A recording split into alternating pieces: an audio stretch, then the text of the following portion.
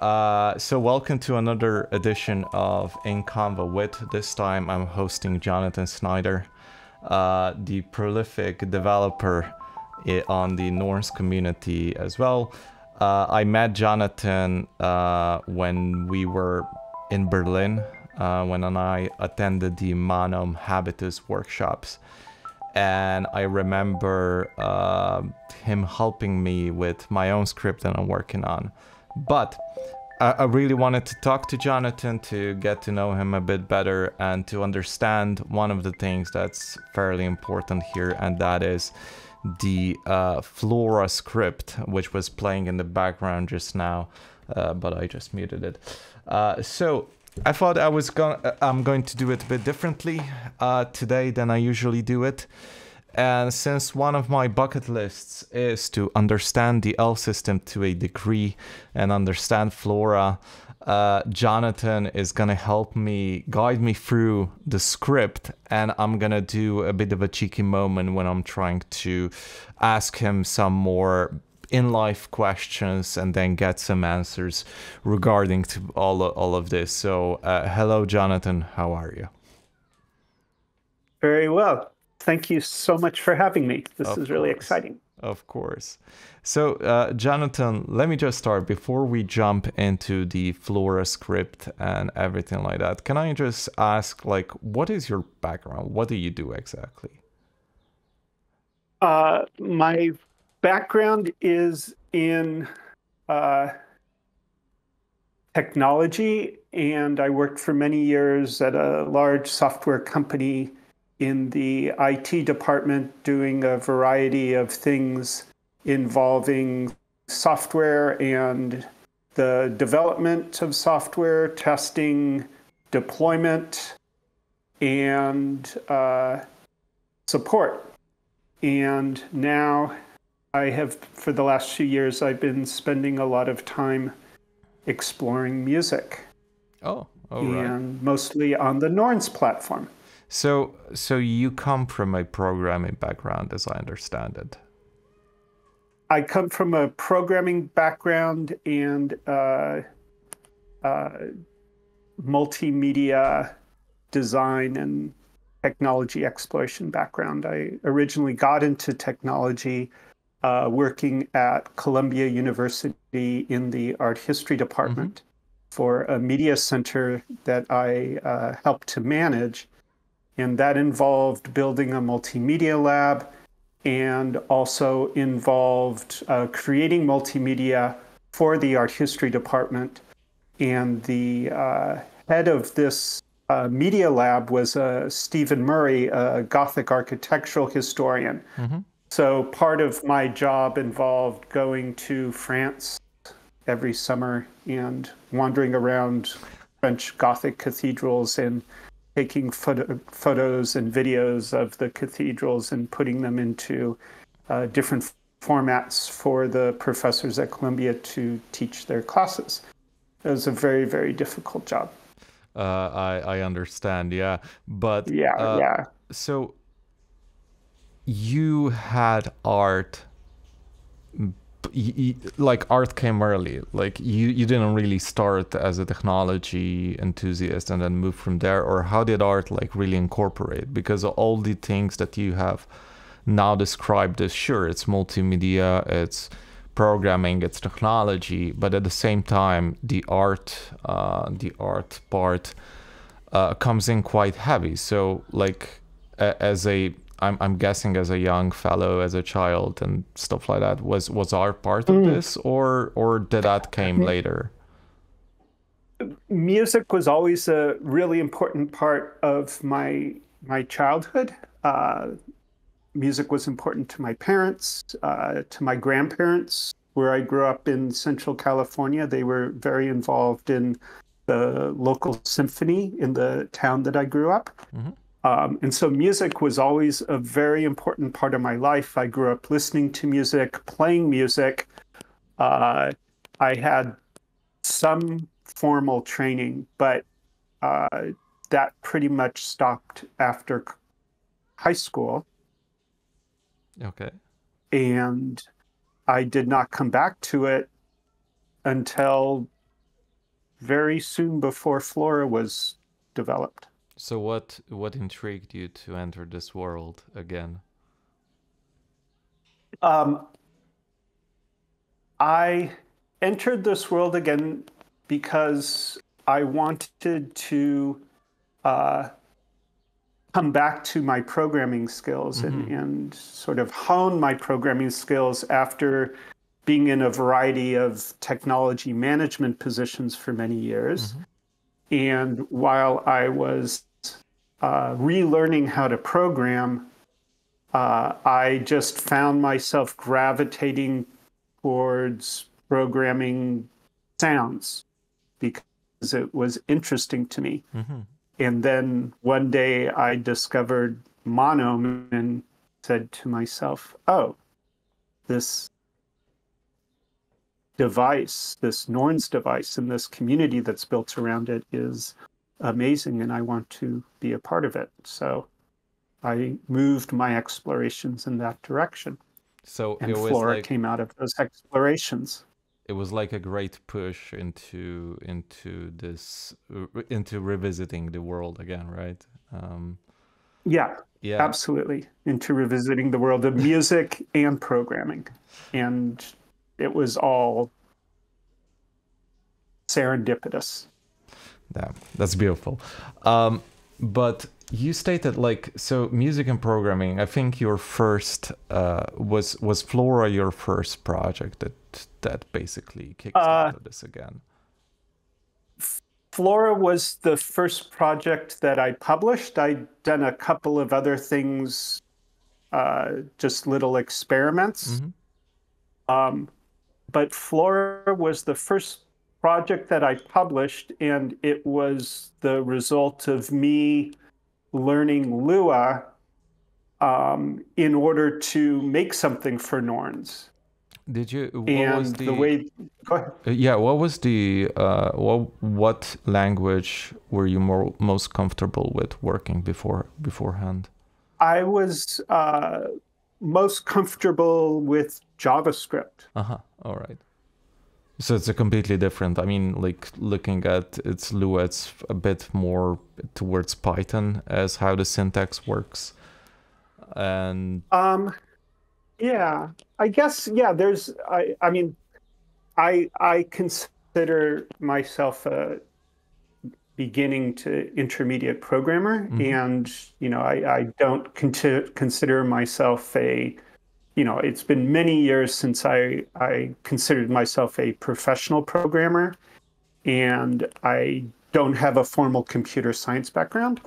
But having said that, I would say that I guess Lua is similar to Python in that there's more emphasis on sort of programming in a way that feels more like natural language. But it's also very similar to JavaScript in that they're both scripting languages. So in that way, making the transition from JavaScript to Lua was for me very straightforward, even not being an expert in JavaScript or programming in general. Yeah, I mean, I guess it's just the syntax differences. I guess when it comes to the basic fundamentals of programming, it's quite in the same ballpark, right? You have your if statements, you have your logic, you have your basically different ways of doing the same thing, as I understand it. So you were self-taught? Absolutely. You were self-taught? Yes. Yeah. I was self-taught. Oh, okay. Okay. I thought like, yeah, because you mentioned you didn't have like a computer science degree, so of course, like, it's just something that came out of interest, I assume. It came out of interest. It was something that I was always interested in as a child. When I was 13, I got my first computer.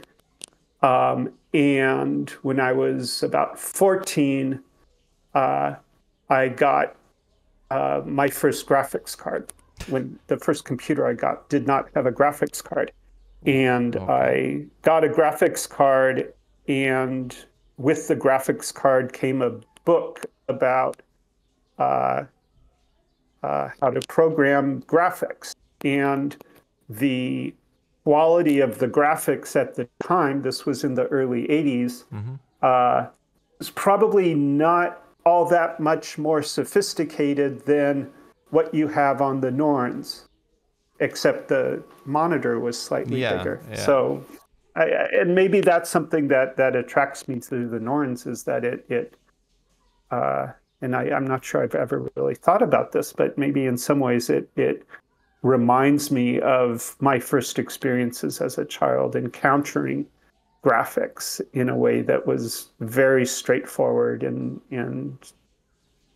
I guess you could say simple. Yeah, it does have charming graphical interface in a way. Like it's very retro.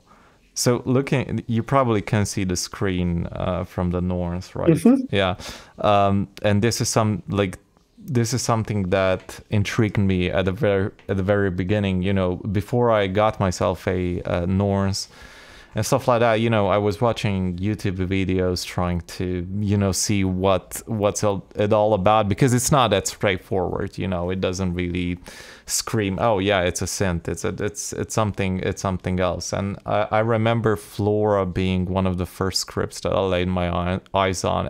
I was just like, so in a way kind of mind blown, because it was just like shapes moving and it sounded pretty nice and stuff like that. So I guess my question here is, because you do stated that you start programming with graphics, when you started working on Flora, is a graphical interface of the L system, I assume.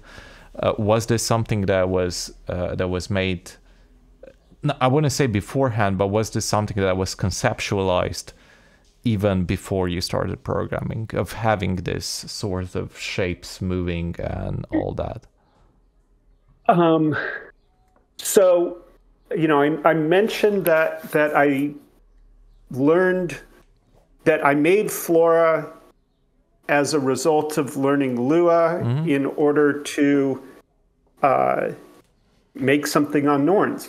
And I learned it, and I came from a JavaScript background, and I had encountered this book by Daniel Schiffman called The Nature of Code.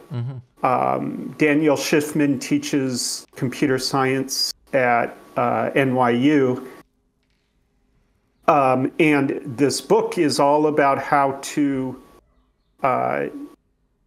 program natural systems. So how do you program something that replicates gravity or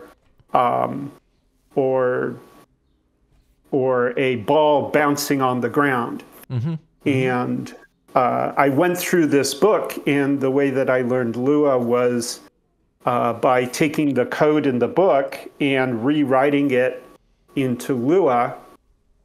And one of the chapters of the book is on fractals. And in the chapter on fractals, there's a section on L systems.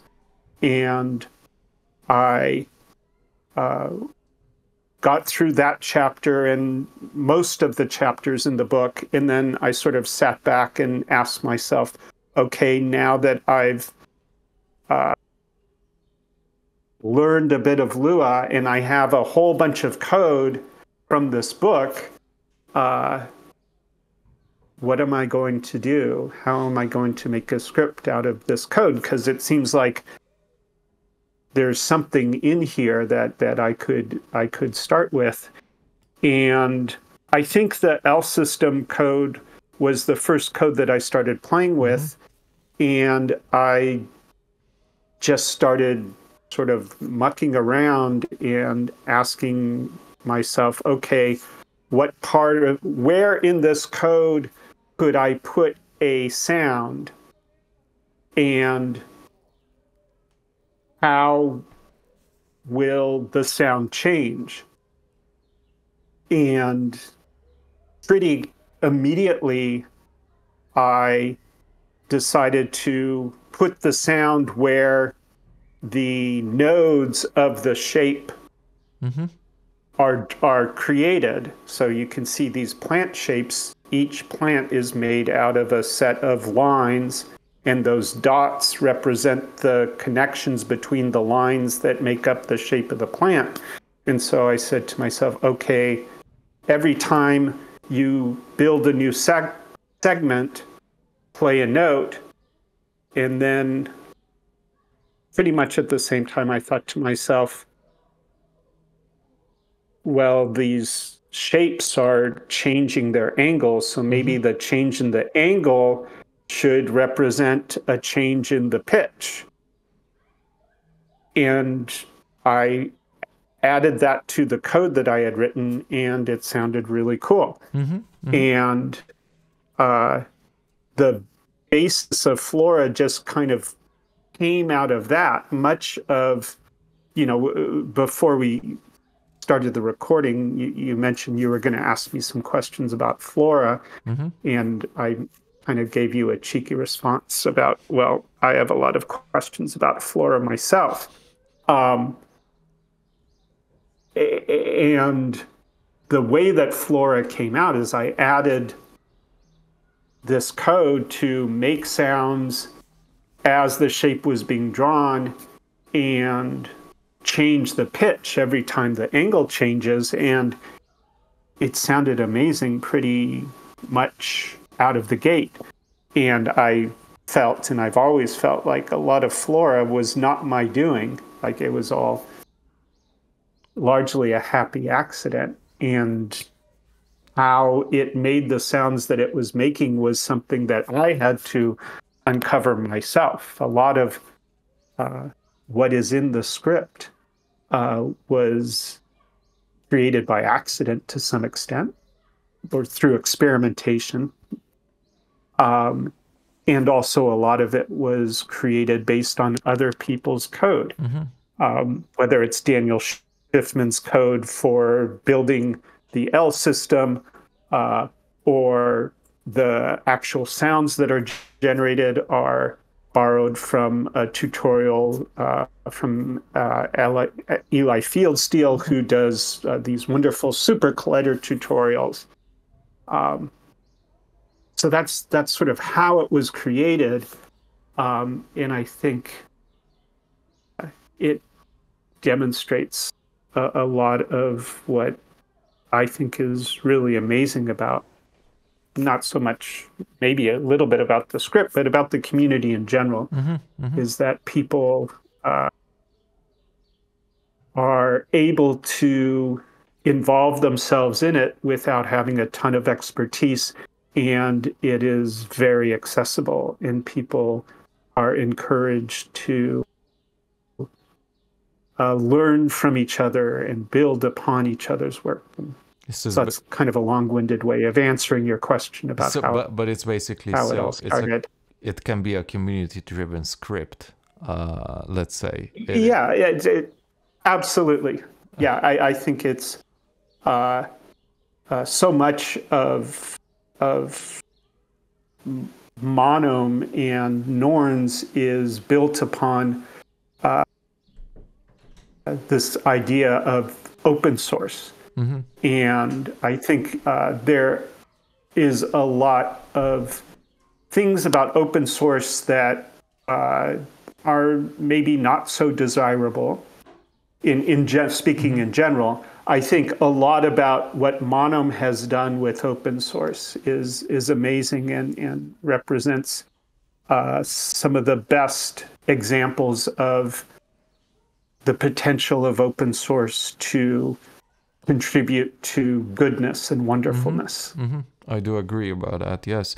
Okay. Before we jump into Flora itself, can you just explain, like, what is an L system?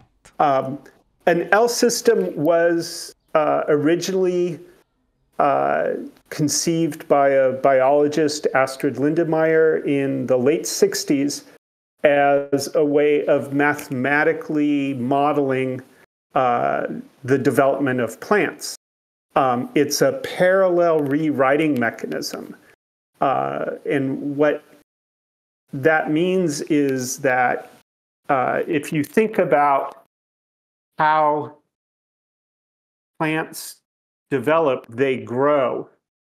You start with a seed and it germinates, and the germination results in a sprout. And so you have maybe an initial stalk and maybe a leaf, and then that develops more and grows and branches, and you have things created out of other things that maybe have a similarity to the thing they grow out of, and maybe they have characteristics that are completely different than what they grow out of. They may grow in the same direction as what they grew out of, or they may grow in other directions from what they come out of.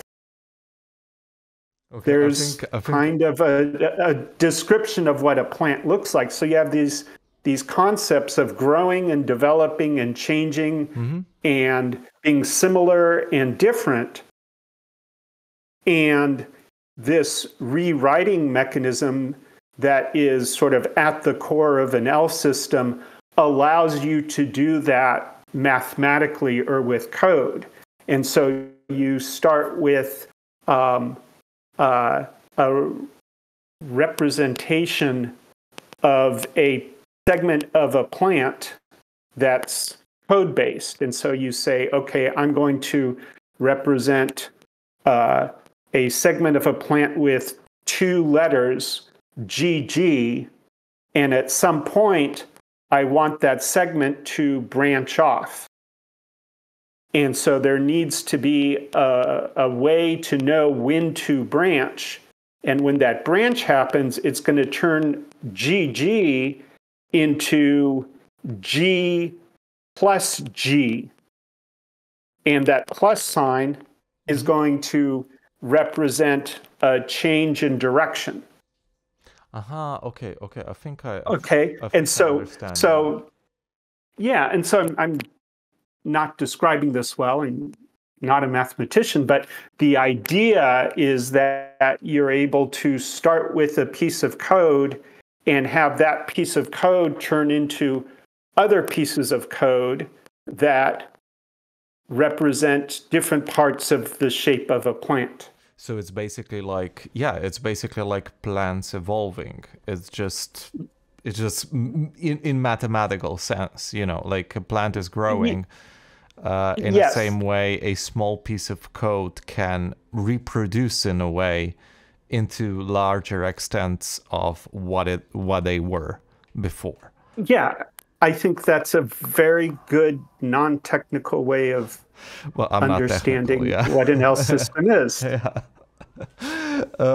You mentioned G and looking at the screen here. So what I'm gonna do is I'm just gonna open up Flora in the background. You may not be able to hear it, but it's there in the hopefully in the video file as we're making this video. So looking at this G here, right? This is just a generation, as I understand it. Yeah.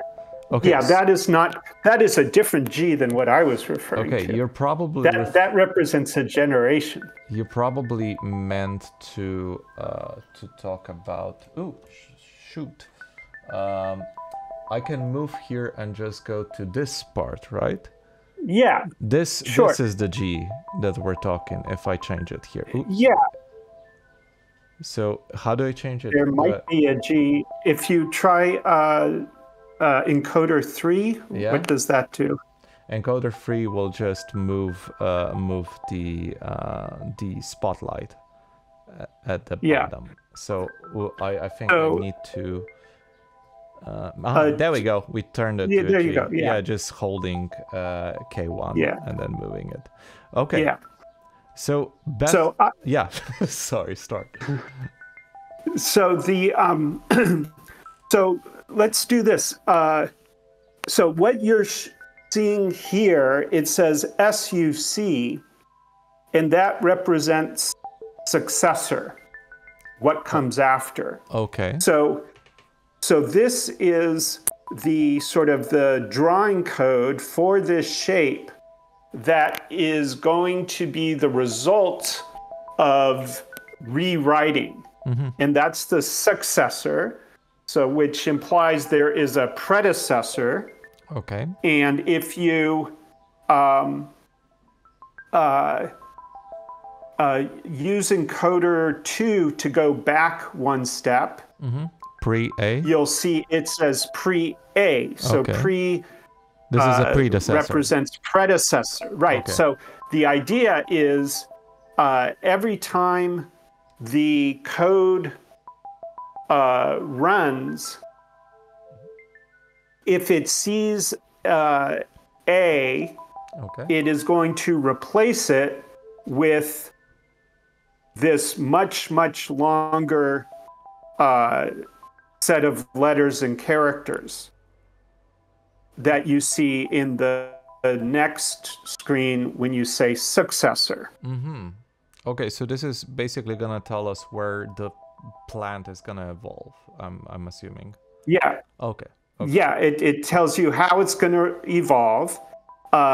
If you go back one more step, you'll see it says num rule sets 2, which tells you that there are 2 rule sets. We just looked at one rule set. So this plant is made out of 2 rule sets. So there's a rule set for replacing A, and then if you go towards the right, you'll see RS2, which means rule set 2, and there is pre-B, which is the predecessor for the character B. And so in this case, every time the script runs it and encounters the letter B, it's going to replace it with this successor, which is exclamation point FB bracket exclamation point FB. So in shape changing here, because we can change what the successor is gonna look like, right? If we hold K1 and then maybe move these, we can and that will change. Yeah, you can change the predecessor, you can change the successor, which you're doing right now, and that will, in some cases you won't see a change, but in other cases you will. Okay. And then if the last thing that or just a couple more things, the next screen is this axiom. And this is your starting point. So when the plant builds, it builds from an axiom. And so this is sort of like, if you're thinking about it as a biological metaphor, this is sort of the seed of the plant. Everything grows from the axiom. So it will start with these letters in this axiom and build from there. And so you'll remember that we had 2 rule sets, one for the letter A and one for the letter B. If you look at the axiom, there is no letter B in the axiom. So the first time the plant is grown, or the first time the script is run, this axiom will only run for rule set number 1 because there's only 2 letter A's. There are no letter B's. But I can change that, right? Like if you can change that. Oh my god, yeah, I can see. So I can see it moving. I don't know if we can see it on the screen here. Let me just refresh the NDA.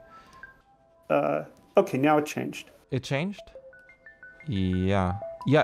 Works fine. Yeah, sorry, I just needed to let the NDA monitor know. But look, I can change it here. So if I move this to B, for example.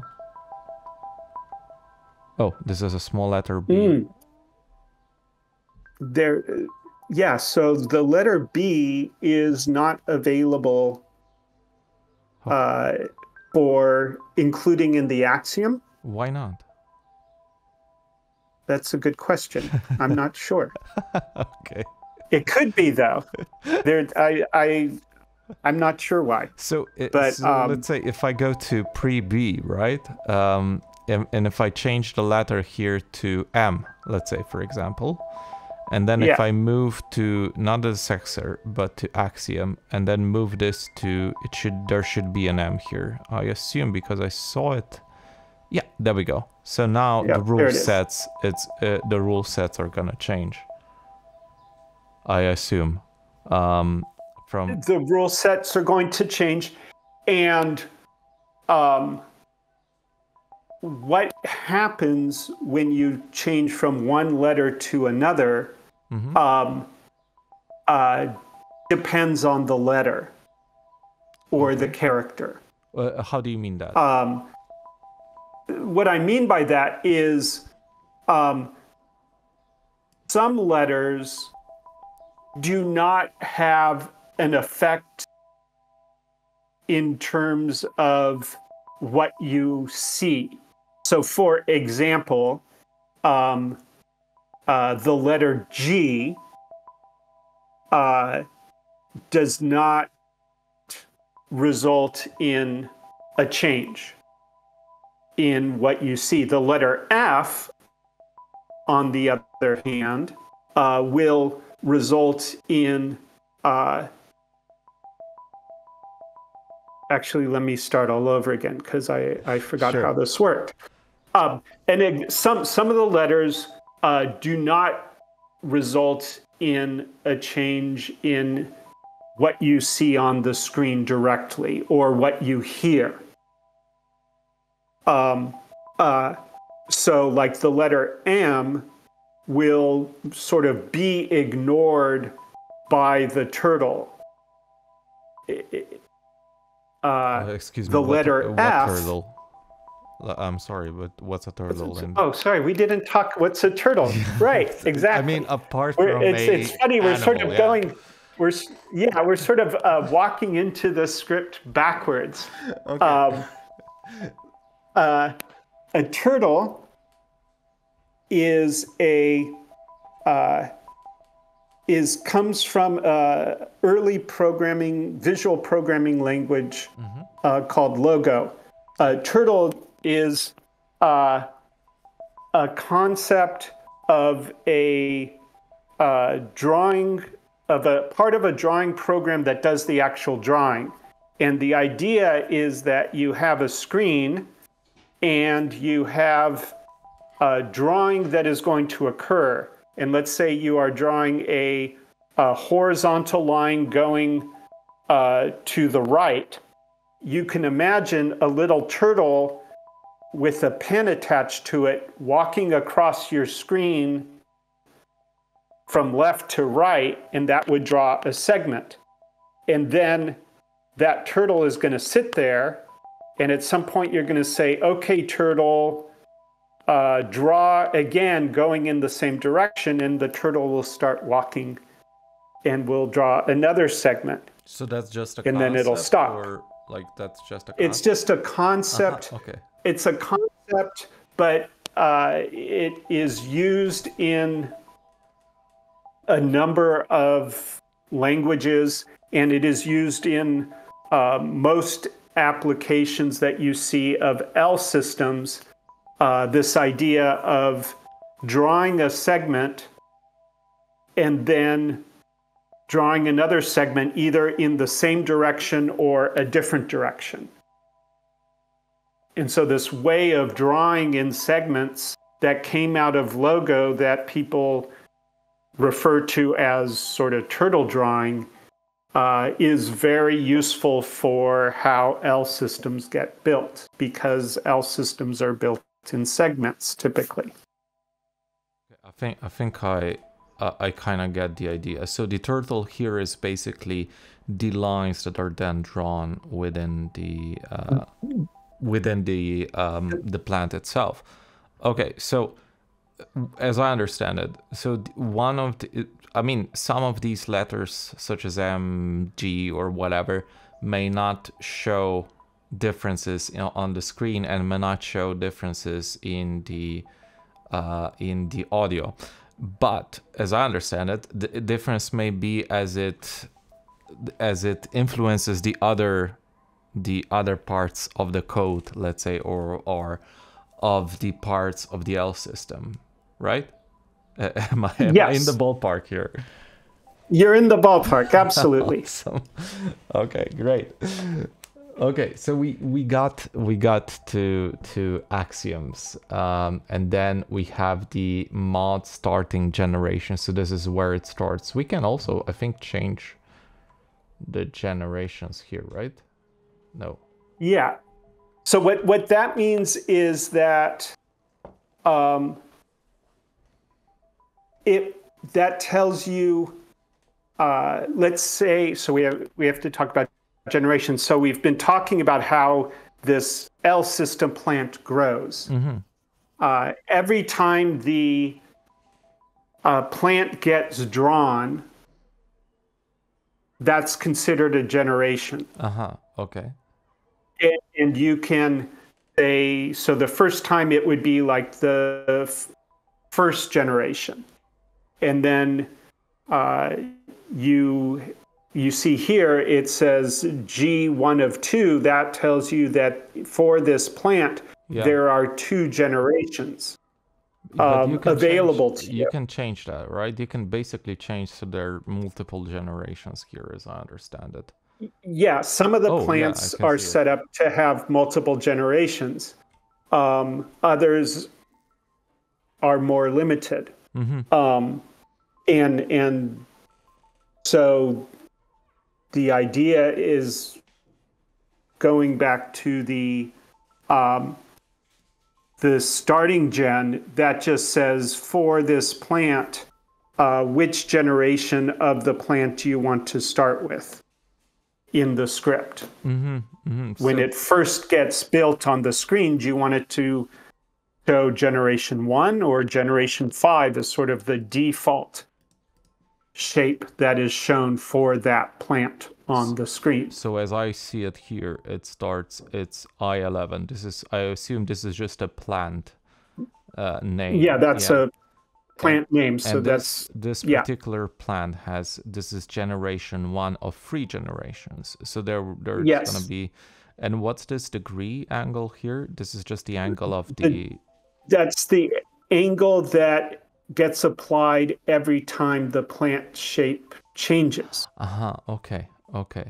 Let's try to make the plant change here, if we can. Okay. How can we do that? Absolutely. Okay. So if you go, so you can do it in 2 ways. On this screen, encoder.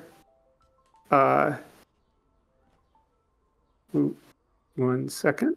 Encoder 3. Okay, encoder 3 will change you see as you're moving encoder 3, the angle changes. And it's showing the angle in two versions of the angle. First is the angle in degrees. So right now it's 30 degrees, and the second is the angle in radians. But it's basically the same. It's just different. It is the same. The reason why I show it in radians is that by default, the pitch will change every time the angle increases by 1 radian. Oh, so basically I can change the pitch by moving it, let's say now to number 2. As I move closer? Yeah, and then it will typically change, or by default, that will result in a change in pitch. Okay, so let me try to, just to process this. Whenever you cross move the angle here, it will create a different pitch. How much of a difference are we talking about here? Like a semitone, a tone? By 1 note in a scale. 1 note in a scale, and the scale you can easily change in the parameters menus, as I understand it. Yeah. Yeah. Okay. I think this is far more understandable now. So we have rule sets, we have the precursors and the successors, and the precursors will basically tell you from what it's gonna evolve into what. And if you change stuff in the successors, oh, this is basically now evolving into a weird shape. And this is something that I found very fun by looking at other people creating stuff on Flora. There's like this amount of that some people just create such beautiful shapes. But are these based on a I want to say rule set, but I'm just trying to move to this, to plant.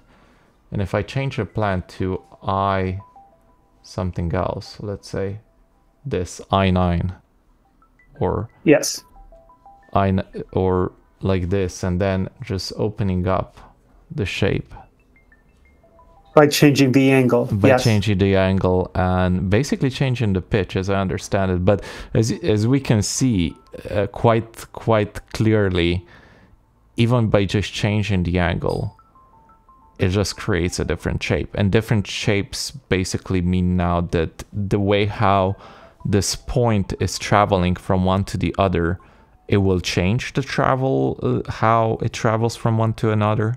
And this creates a different set of sequences. The change in the pitch of the sequence is based on how the angle of each segment of a plant shape changes.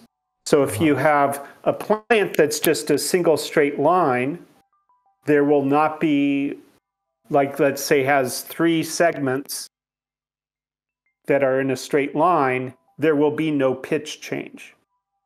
But if one of those segments changes angle in one direction or the other, the pitch will go up or down for that segment. I think I understand. It's basically like with I9 that we have now here.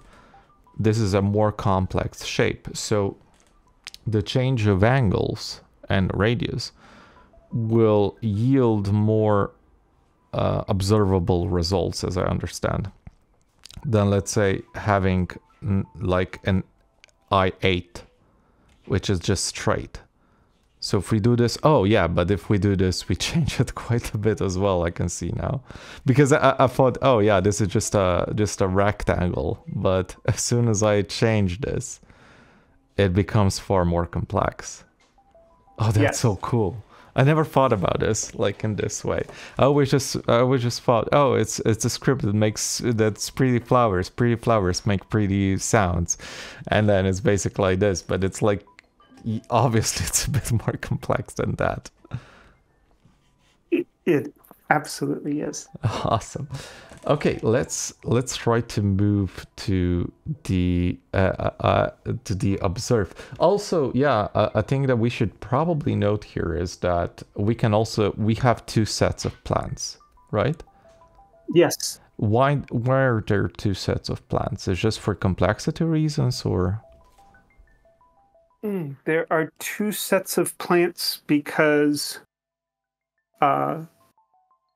with just a single plant, it seemed kind of lonely all by itself. Okay. Because plants usually grow, like a plant that's all by itself, it didn't feel right.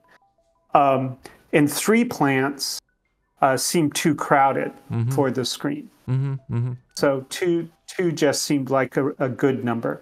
If I change it here to observe, right, where we can observe our plants, and now by using encoder 2 and encoder 3, we can move it. We can move the plant on the Y and the X axis, right? Yes. Does this change anything?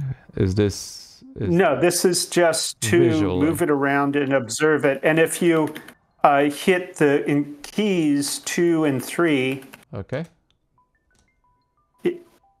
It will zoom in and out the plant. Okay, but there's just the only thing that is that it's changing on the screen, not on the audio. This is just purely Wow, for that's so wacky.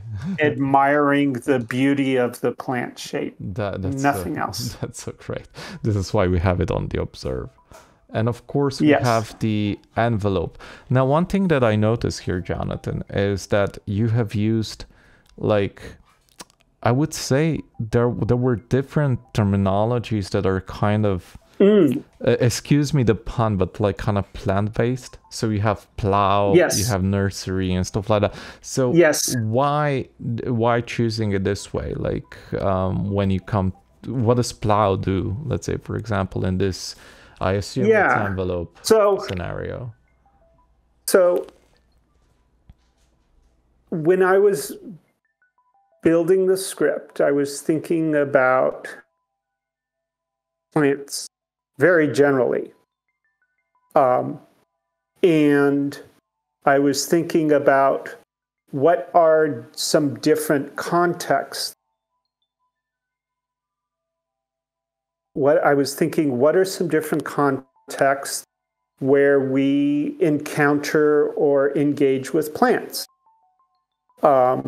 There's sort of a scientific context where we're sort of studying them and trying to understand them, and that's maybe what the observe screen is a reference to.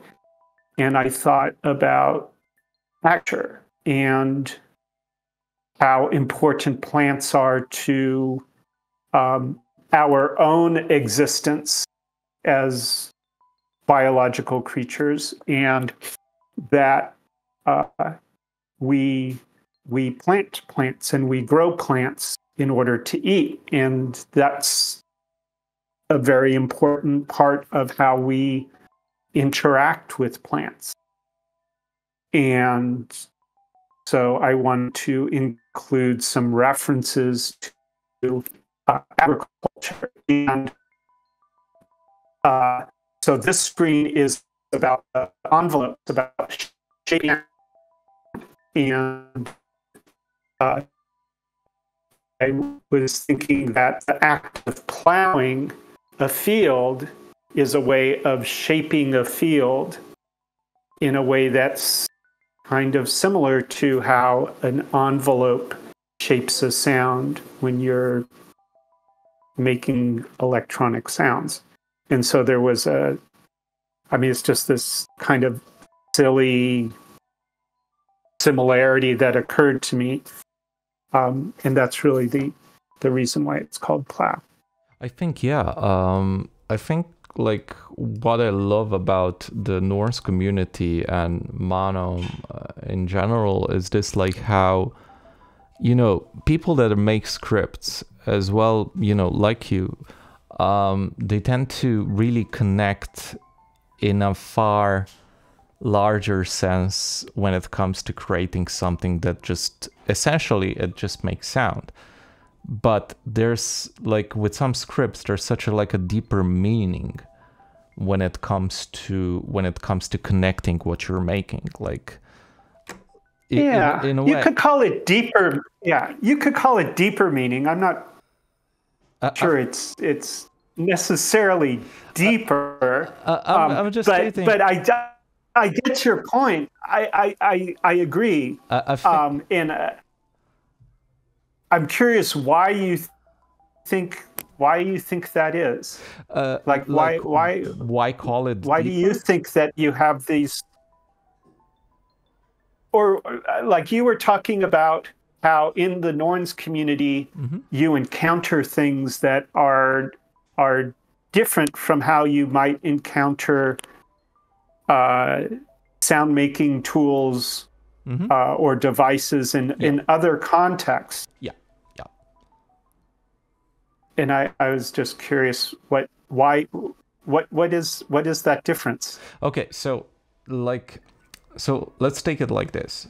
There are countless audio companies, or let's say gear companies, that focus on basically making machines that create art, that create sound, that create something that spark creativity and stuff like that. There are also applications, not just your hardware stuff, but you have your digital stuff as well. So what I found intriguing is because like with a lot of, like, let's say Quarks or Moogs or whatever, you know, quality as they are, they're essentially, you know, at the end of the day, a thing where you press a button and create sound in different ways. But what I noticed is that when looking at people that, you know, are in the community that basically more or less just focuses on open sourceness and stuff like that, when they create scripts, when they create basically just tools that maybe they were just meant for personal use or meant to just showcase, you know, to other people as well, I just think that in a way, that it really shows a bit more out of the box thinking when it comes to creating tools. You know, there's a meaning, as in there's a sense of that thought that went into creating such script wasn't just technical. It was just like, okay, what does this entail? How it is connected to something else other than just technical, basically code-based stuff. For example, I'm gonna try to give you an example. So there's this script. It's a very simple script. It's called PPM. I don't know. You've probably seen it. It's by Duncan Gear, right? You probably saw it. So it's basically such a simple script. It's just one tone, and there's a number, and there's a pitch connected to that number. By moving in controls, it doesn't do anything. But there's like a gigantic message in just that little script. So this is where I'm talking about, you know, it's still a tool. It's still something that you can use. You can use it to tune your, let's say, your synth gear to that tune to make it far more meaningful, or you can do you can try sampling it and then like replaying through that and stuff like that. You can try using different sounds, but whatever. So it's a tool, but at the same time, it's just something that's far, let's say, like I would say deeper, because it just like goes beyond just the technical possibilities of whatever that machine does. If you catch my drift, if you understand what I'm trying to say here. You're saying I'm sorry. There's a creative element to it. Jonathan, it just the line broke a bit. Can you repeat that? Okay. Yeah. I think what I understand you saying is that a lot of scripts in the Norns community have a quirkiness to them, have a creativity to them that you would not expect in other content. And in some cases, just this quirkiness is just, oh, that's quirky, meaning that it's unexpected. In other cases, the quirkiness lends additional meaning or musical capability that you would not expect in other contexts. Exactly like that. I think he used the word quirkiness rather than deepness in a way, but I think we mean the same thing. I guess it's just like a different way of explaining the you know, going a bit beyond than just the technical mumbo jumbo. I think another way of describing the difference between many of the instruments you encounter, let's say on Norns, and a lot of other instruments that you encounter that are maybe made by very large manufacturers or maybe even small manufacturers, is that there is a language that is accepted and around how electronic music gets made, whether you're talking about how tones are made, whether you're talking about how sounds are sequenced or shaped. And many of the tools follow that standard or of how to talk about electronic music. And that's really useful.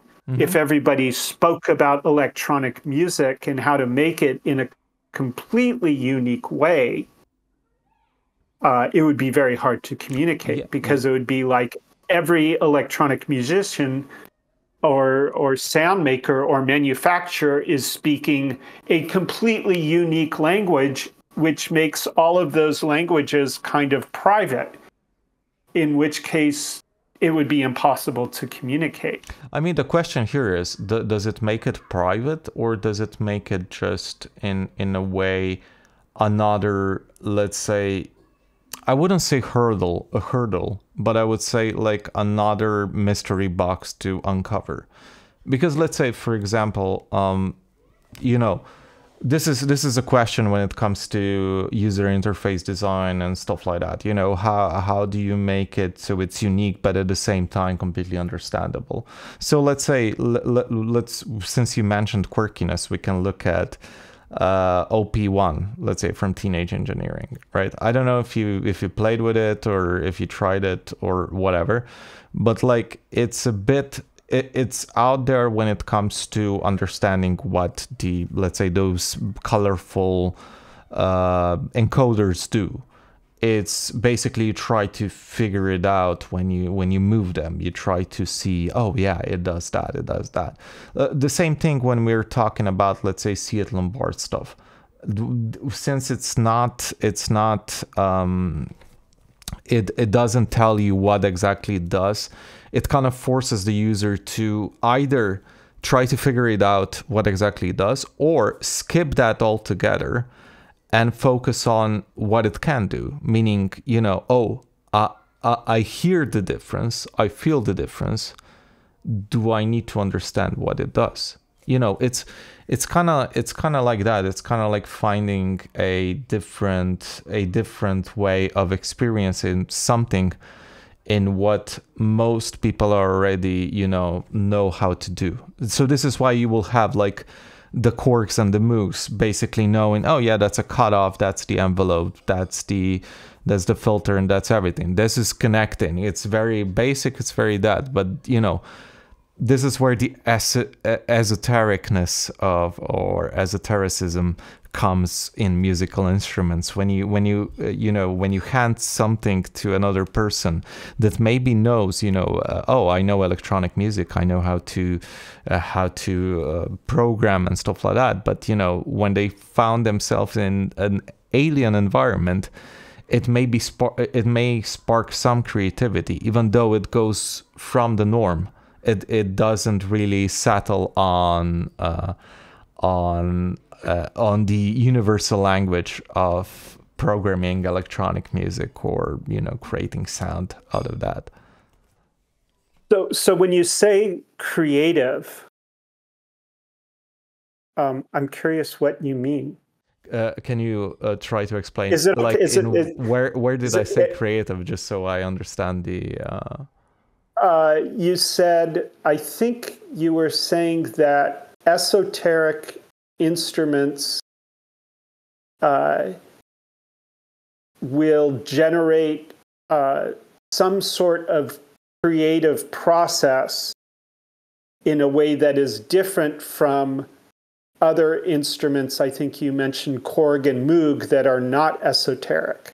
Yeah. So, and I don't think that you were not implying that it's impossible to be creative on the non-esoteric instruments, but I think you were saying that there tends to be a different kind of creativity. I think I with used esoteric instruments. Yeah, I think I used a term that it sparks creativity, which might be wrong in a way, because like each instrument is, you can know it or not, is creative when used creatively. It's not a conundrum. It's just something that the main part of the creativity comes from the user, not from the instrument or not from the equipment that you use. That's the main thing here. So what I was thinking, what I meant there was, okay, so before I got into the Seat Lombard gear, so because they're expensive as hell, I did my research on the forums and stuff like that, and because it's a pretty out there concept, and you either love it or hate it. The thing is, when I was researching, I saw a lot of posts and a lot of people just saying, you know, oh yeah, it made me think differently.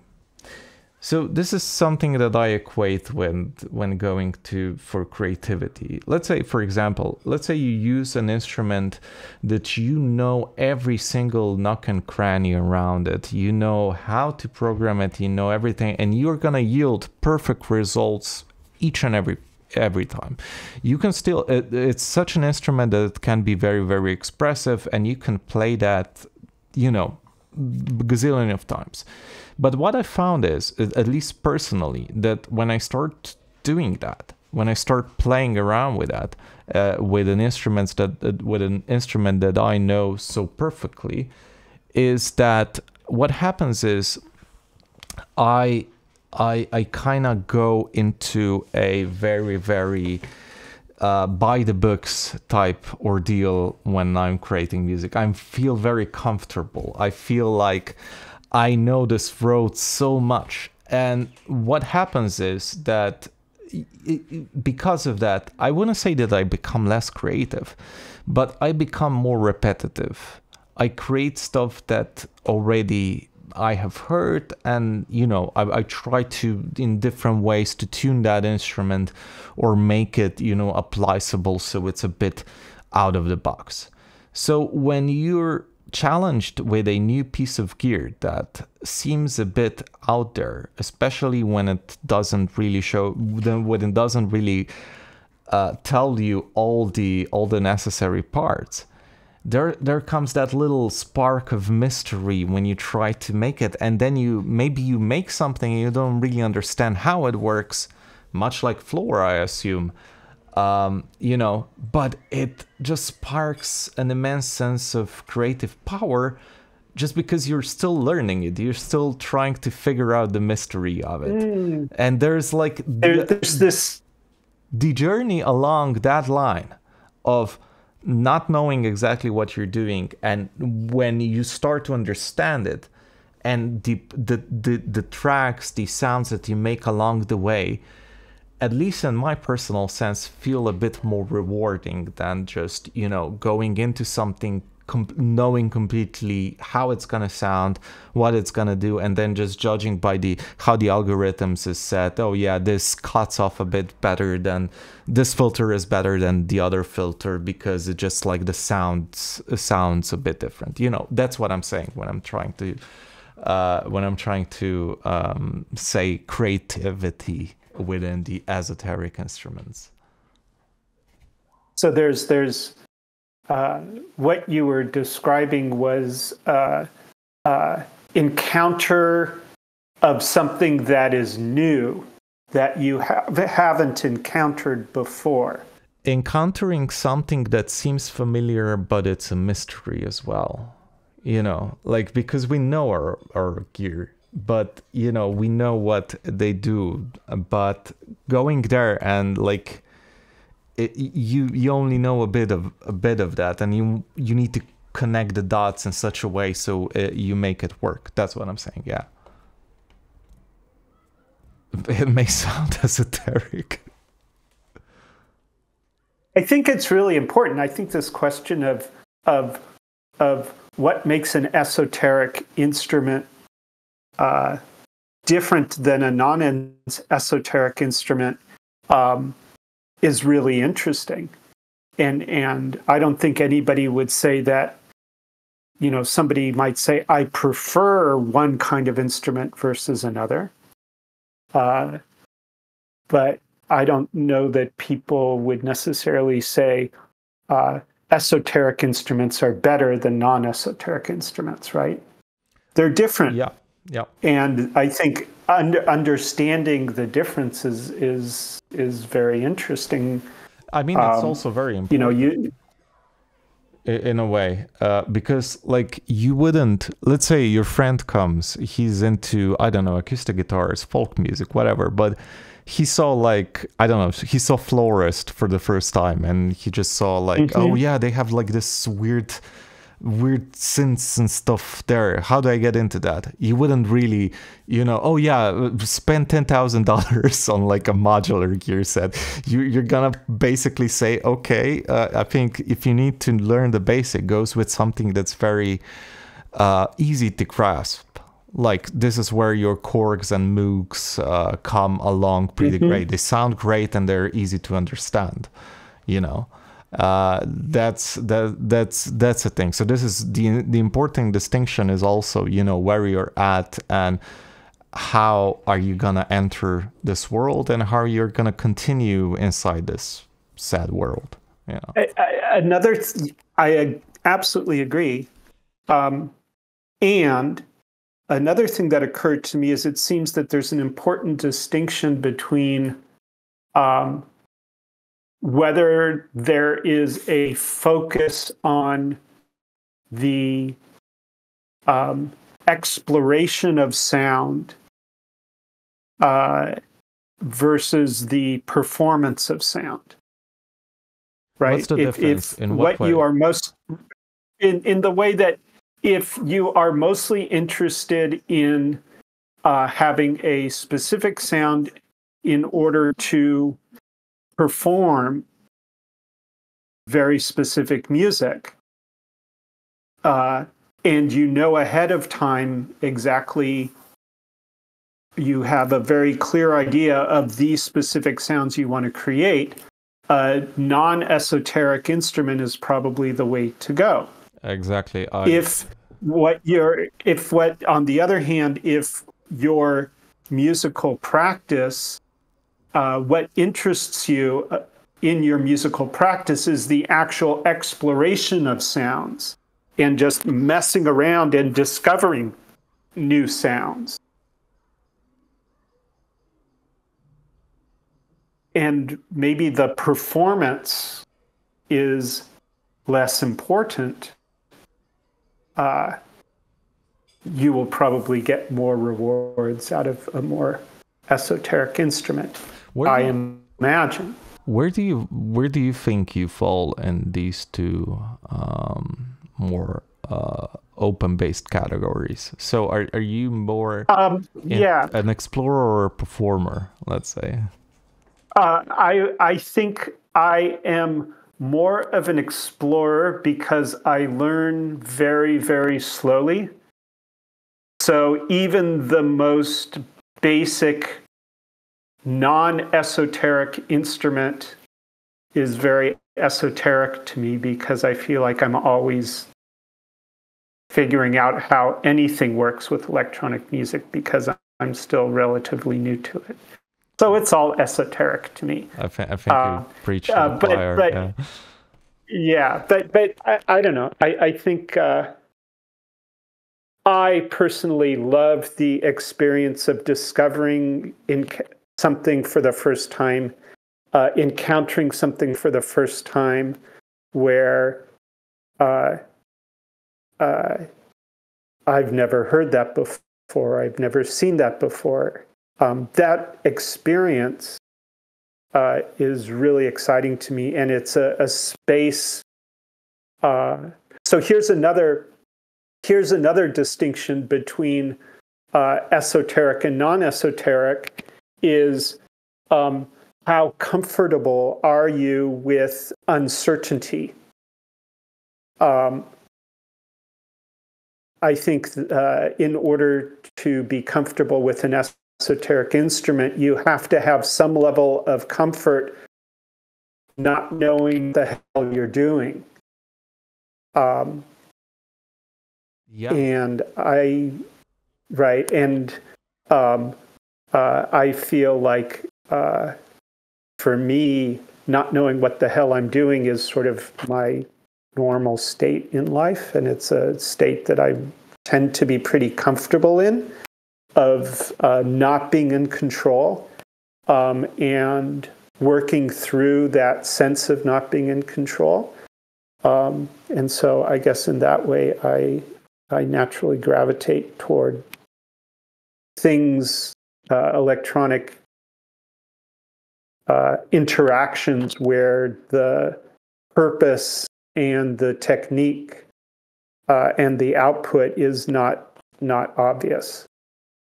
You stated that, I don't know if you perform with Flora. You probably did. And you stated beforehand that Flora is a mystery on its own to you as well. Like, so when you perform with it, did you expect what you're gonna get, or was it something that always kind of surprises you? I would say that I am frequently surprised when I perform, not and not in a good way, because when I perform, I have an idea of what I want the performance to be like, and then something happens in the performance that was not expected, like I turned a dial too quickly, or I took too long to turn a dial, or I forgot which dial I intended to turn at this point of the performance. And then the performance doesn't sound exactly like it sounded when I was rehearsing. And I really felt like I had a good rehearsal and had finally figured out what I wanted to perform. And then the performance isn't exactly like the rehearsal, and then I'm really disappointed. And for me, I think that's just immaturity on my part. And I understand, yeah. Yeah, go. No, I mean, I understand that, especially something that's, look, I haven't really performed a lot of electronic music. I had bands, I performed in acoustic settings and stuff like that. And the closest that I have come was was having a trip hop band where you had like stops, when you have like stems in the playback, and then you have some sorts that came from, some music that came from your own computer and your own interaction with synths and stuff like that. But it's such a problem when one of the biggest anxieties is it gonna fail, or is the computer gonna be oh no and stuff like that, And this is when we're talking about stuff that's a bit more controllable than let's say more esoteric instruments or esoteric scripts, or scripts that don't really make sense, but you really dig the sound, the deepness and everything like that, and you just find them so creative. And I understand, but at the same time, I think like looking at people perform ambient pieces, or let's say more formless electronic music. So I think a lot of people, and I could be wrong because I haven't really asked them, I just go on an assumption here, but I do think that a lot of people are just take the improvisation aspect to some degree as a positive thing within this world of performances. I remember I was watching, I don't know if you know her, there's like a German female ambient artist called Panic Girl. And and she or they, I think it's she performs quite a lot. And looking at her interview, she stated, oh yeah, I have like this iPhone that I carry with me, that basically whenever something goes wrong, this is going to a blank channel, and I just open up that channel and then slowly move to figure out what's going on. And I think like, oh, you managed to find a perfect balance of like, oops, something went wrong, let me just try this, and hopefully nobody notices, because of course nobody notices. If let's say if there are very bad audio dropouts or something like that, people would notice. But like with some instruments not performing the correct way, or some gear not behaving the correct way, may be, you know, quite salvageable, especially with formalist music. So I guess, like, as performers, and I do hope I'll come to that state. I guess embracing the improvisations and the wild nature of maybe something going off, but might be very beneficial. Yeah, I think that's absolutely right. And, you know, we're talking about electronic instruments or electronic music and the esotericness of them, meaning an instrument for exploration, for experimentation, where the results are going to, in some way, both the process of making the music is going to be somewhat unique and new, and presumably the results of your process are going to be unique and new, and maybe with some amount of unpredictability built into them. And thinking about that process of sort of sitting in your living room and just messing around is a process of listening, right? Process and of I think exploration, translating of exploration, and where you don't necessarily know what is going to come out of what you are doing. And sometimes it's going to be interesting, and sometimes it's not going to be interesting. And translating that into a performance where the point of the performance is not to have the audience hear exactly the sounds you intend them to hear, but to have the audience participate with you in a journey of exploration requires you as a performer, that requires you to not just go through a set of actions that you've figured out ahead of time, but to go into this situation where you are going to be listening along with the audience. And the difference is that you have the ability to react and change as you are listening. I think that's very interesting. That's such a beautiful way of saying it, because it does ring true. I think there's no, you know, I think that let's say it like this. I think that having such a unique connection to the audience in such a way where you're basically both exploring the possibilities where only you have the control is like a really poetic way of going about with art. You know, like as humanity tries to create more and more ways how to incorporate interactivity with, you know, user and the creator, I think in such a way, you know, like such a small way of somebody coming, you know, with an instrument or, let's say, set of equipment that produce something, but it's a bit wild on the side of not really understanding where this is gonna take you. I think that's like a beauty of it, because you're experiencing both the same, you know, fragility of unexplored space, let's say, in attendance. And I think to some extent, like we talk about, well, what is esoteric, and we've discussed that esoteric instrument is one that doesn't follow conventional rules in some way.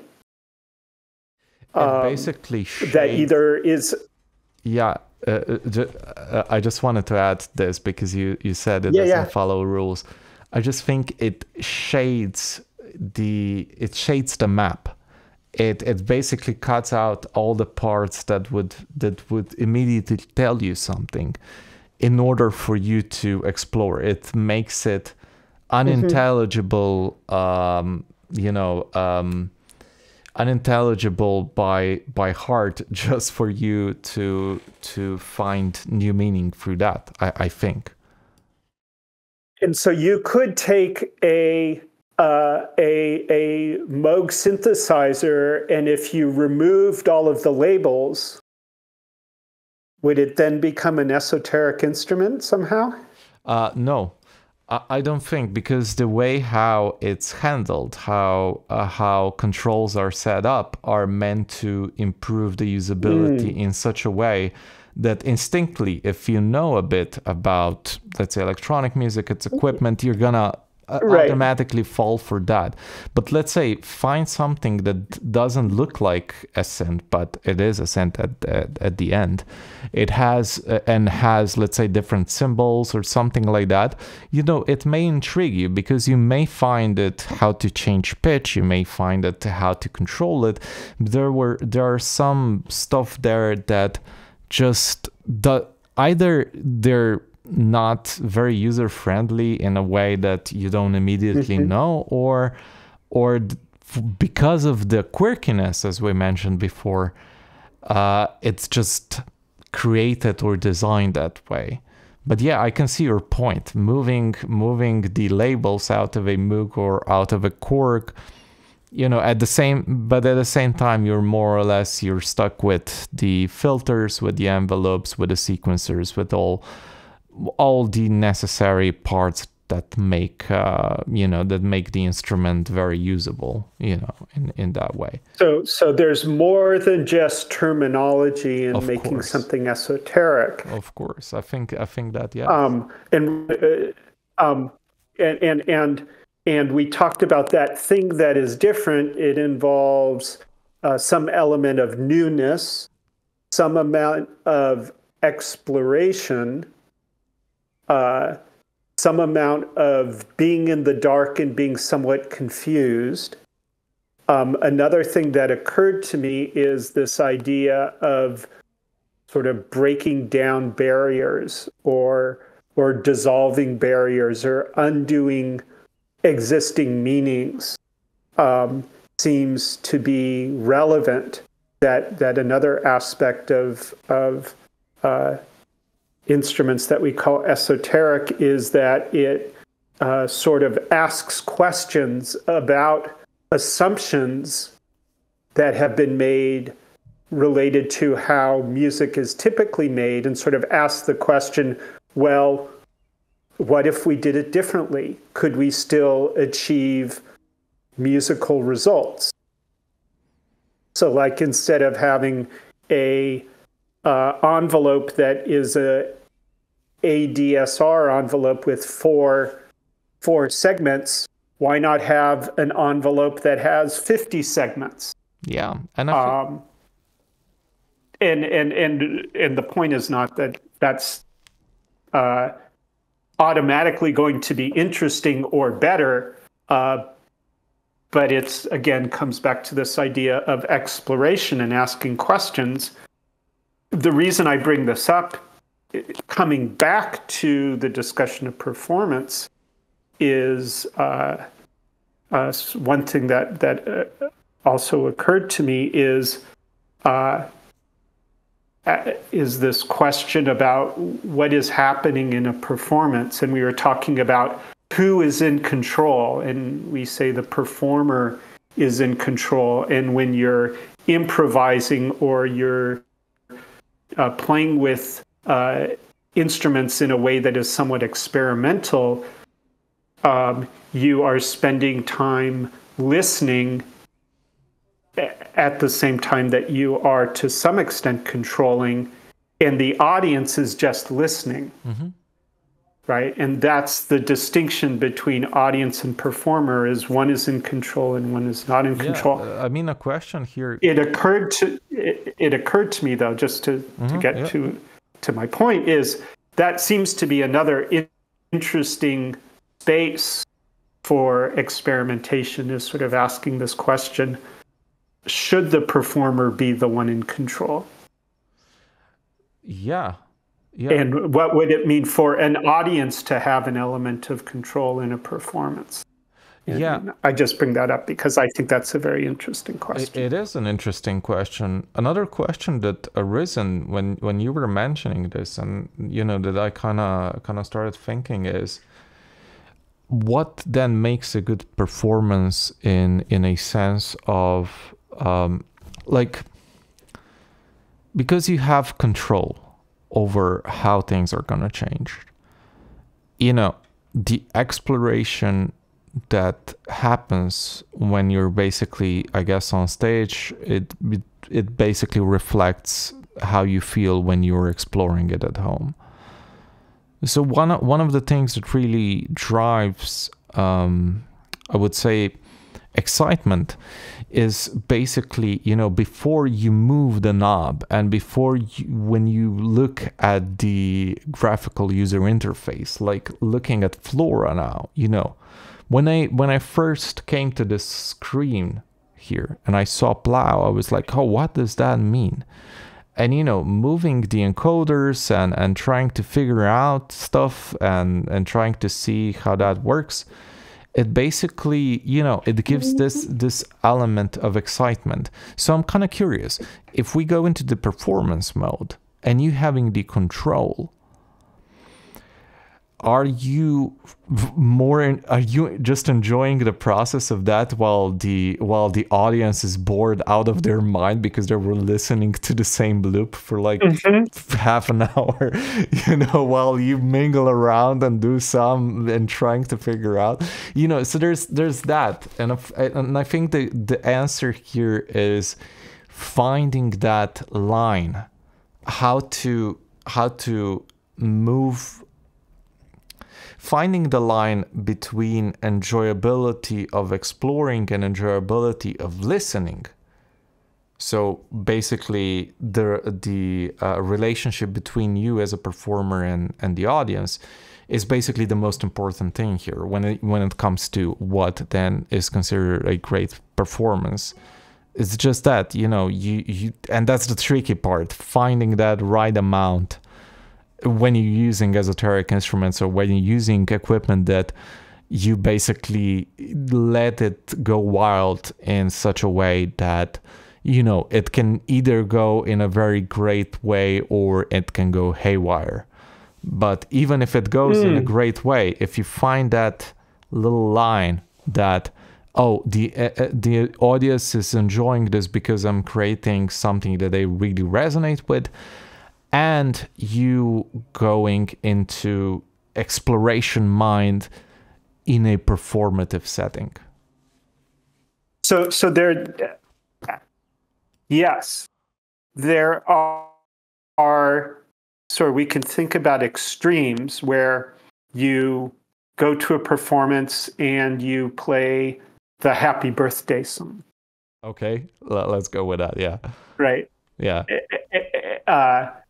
And at the other extreme, you go into a performance and it is just noise. Mm-hmm.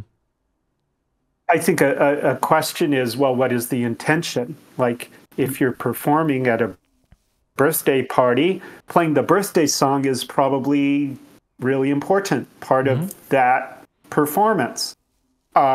If you are going to a noise performance, having a whole lot of noise is probably a good thing because you intend to do that as a performer. And the audience comes to the performance with that expectation. The question is, beyond those intentions, what makes it interesting? Yeah, I can see. I mean, this is then the question of what is art in itself, because the intention there is completely connected to the essence of what it is. I think going on into the noise, let's say, like you say, a noise performance is basically, you go there in order for you to understand, not to understand, but you, damn it, what's the word?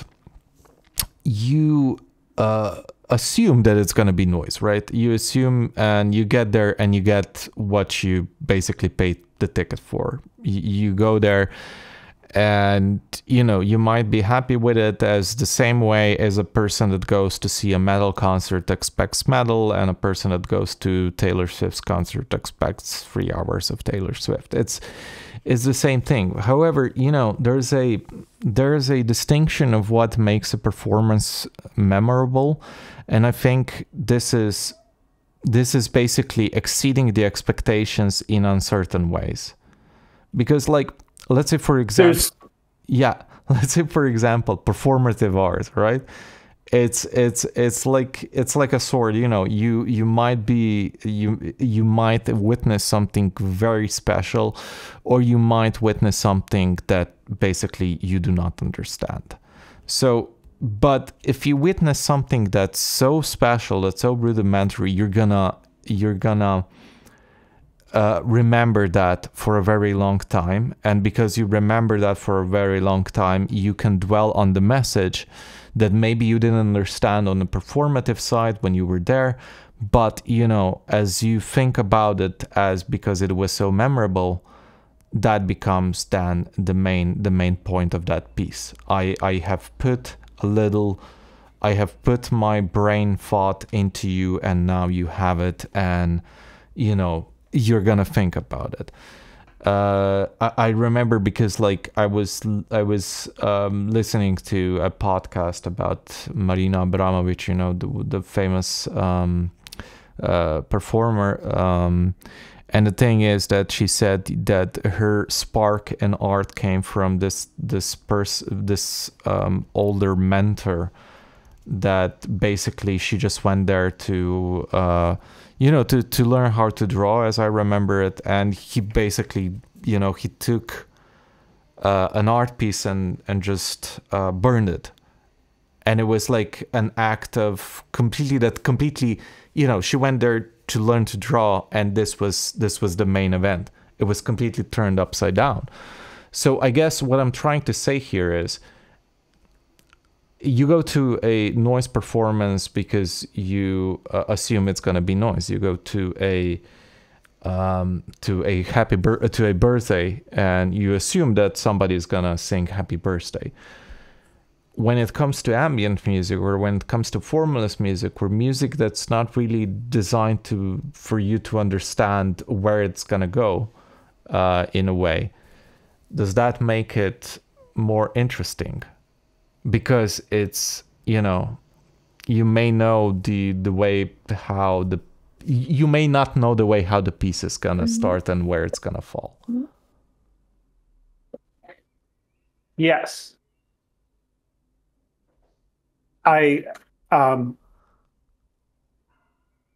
So there's this element of uncertainty. Yeah. You mentioned uncertainty and unpredictability. I had to, this is tangential, but I had to drive Marina Abramović once to a dinner party. Oh, wow. And she was speaking at the college my partner works at here in Portland. And my car, the gas line in the trunk, it was an old car, and the gas line had some problems with it, and the car smelled a little bit like gasoline, and it was very embarrassing. Okay. But anyways, yeah. So that was the uncertain was not a part. very creative experience. Yeah, but it wasn't. It was unpleasant uncertainty. I mean, did she say anything regarding the gasoline smell, or? Oh yeah, she noticed it, and it did not make her happy. And as I said, it was embarrassing. Oh, I'm sorry. But like that's a great segment. I think she recovered. I think she did. I mean, she did worse things. She did more extreme things than going into your old car smelling of gasoline. I assume. those things where she did so intentionally. Okay. I don't think she intended to get in a car and drive to a dinner event having to smell gasoline. So this idea of intention is very important. I think this idea of uncertainty is really important, and I'm working with environmental engineering professor and one of her students at Portland State University here in Portland, working on a data sonification project. And this project is about chaotic algorithms that have been built to model certain types of plants and how they breathe and how they do photosynthesis. And these models are chaotic.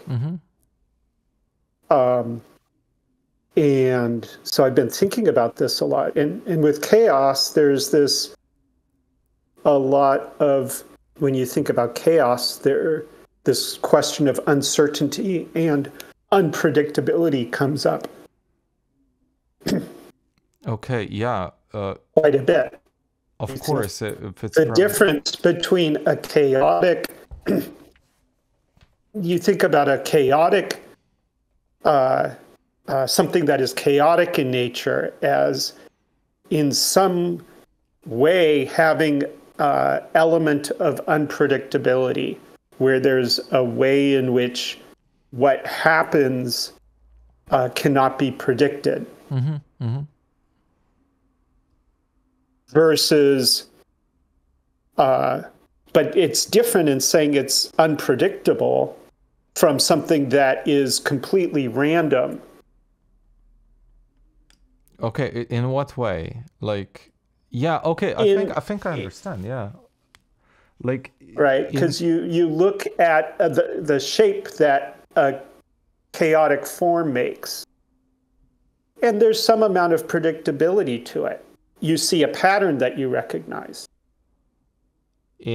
Versus completely random. Versus completely random, where it's just noise. There is no pattern. Are you sure there's not pattern in randomness as well? Like,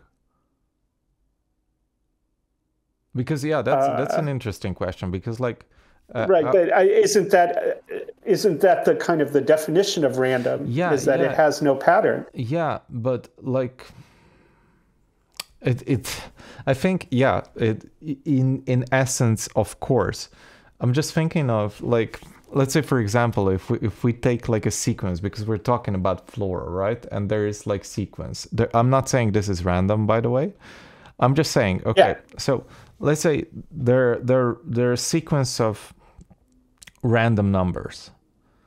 And let's say if we take just a very, very small part of this sequence of random numbers, is there, and I'm not good at math, but like, if we find like a sequence where it's just 1, 2, and it goes 4, 8, 7, whatever, then, and then it is, when it just generates, it's gonna come to 1, 2, you know, a second time, a third time. Could we say that's like a pattern that is in the random? We would say that is a non-random pattern that was generated from a random process, right? You can say, I'm going to create a sequence, and to make this sequence, I'm going to flip a coin, and each step of the sequence is going to be a 1 or a 0. Yeah.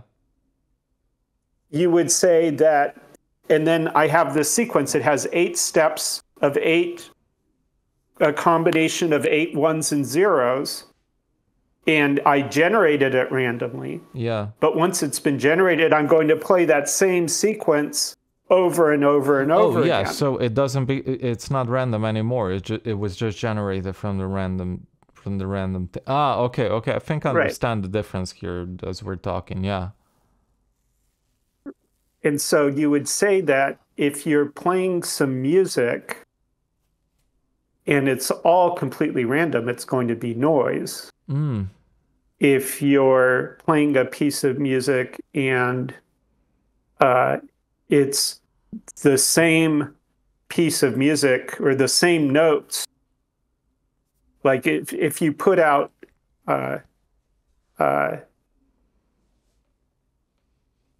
you know, 3 records, and each record is just you playing this the same 5 notes over and over and over again, and there's no repetition, you would say that that's perhaps boring, and not very creative, because it is unchanging, right? It's the same thing every single time. And so you have, on the one hand, something that's completely static, and something on the other hand that is completely random. And you would say, typically, those 2 extremes are not very interesting. But there's something in between that is interesting, where it has this element that you brought up of unpredictability. So this, in the very long-winded way, I guess I'm asking the question: is the creative act in some sense a fundamentally chaotic act? Ooh. In the sense that it involves this element of unpredictability. And that is the thing that you say when you hear a performance, or you hear a piece of music, or you are just exploring on yourself, and you say, oh, that's amazing and wonderful. There's an element of it being unexpected. Wow. Yeah, I that seems very, very crucial to this creative act. I think I never thought about it this way, but I'm glad you brought this to my attention, because it makes perfect sense in a way. Like, chaos is that which, because of the unpredictability, it becomes that which what we seek for. I mean, as creative people, it's, I mean, not even as just creative people, but I'm talking about, like, even within science, let's say, it was always like this frontier of understanding the chaotic world that we inhabited. And it's like a mystery that we will always, you know, try to understand it, even when we're talking about something that is small compared to that, such as, let's say, music making, or you know, or us just being in a living room with a piece of equipment that we don't necessarily understand at first. So I guess this is the quintessential thing. Chaos is that which we strive to understand, and whenever we understand it, we try to seek it out again, because it's because it's desirable, or good, or cool, or beautiful.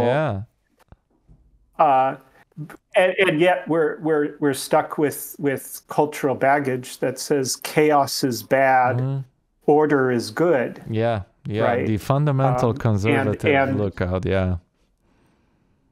Right. And so it seems like we have some work to do to put chaos in its rightful place, not simply because it's cool or because it's interesting, but because it has an important place in our lives in the universe that I don't think we have hardly begun to grasp yet. Damn it, I would end it at that point, but we haven't gone through flora. So here's what we're gonna do, Jonathan. Here's what we're gonna do. Yeah. I'm gonna make a We'll fix it in post-production. I have an even better idea. I'll make a flora talkie, which I wanted to do for a long time. So, and Mm-hmm. I'll do something that I think I found the answer tonight. I'll take the chaotic approach to understanding something. And even if I won't understand it to its full capabilities, I will dwell in the positivity of exploration. So I will continue as a brave explorer into stuff that, you know, even if it doesn't make any sense, it sounds beautiful, as chaos at times really is. Thank you so much, Jonathan, for taking the time to talking with me.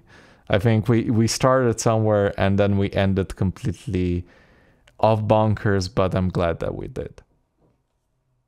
Yeah. Who would have predicted it? Thank God nobody did. Yes. And thank you for asking me to join you in this wonderful conversation. Of course.